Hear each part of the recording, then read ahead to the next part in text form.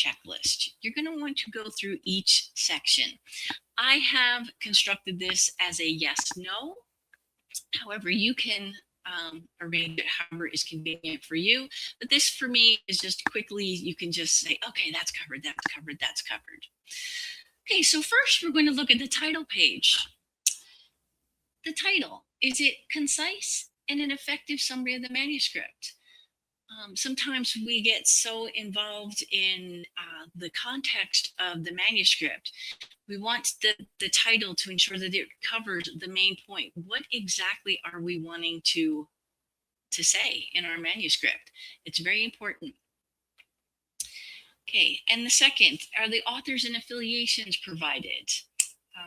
Want to make sure that you provide all the information that is required by the journal, and that can vary.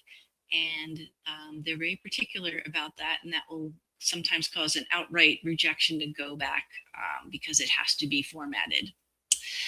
Next one is the corresponding author information provided. Also very important. And any other information required by the journal. Sometimes they require a word count. The acknowledgements. You have to check and make sure that that is all there, because that, again, that's one of the first things that the editors of the journal are going to see is your title page. Okay, and then the next section is your abstract. Is the study purpose stated clearly? Are the important main points of the study summarized? Is the novelty of the study addressed? And is the gap in the literature mentioned? These are things, why is your manuscript important? Why is your research? Why should it be in the literature? This is what is going to make your manuscript salient. Okay, you can skim it, read it, and you're saying what you want to say. This is the summary of your manuscript, and this is one of the first things, again, that people are going to read that will make people want to read the rest of your manuscript.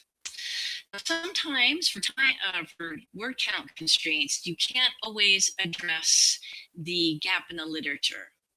The reason why you're doing the study. Sometimes there's discrepancy in the results in previous studies. So you're trying to figure out, which ones is, which discrepancy, resolve a discrepancy, or the gap. There's unclear mechanisms for why things work or something like that.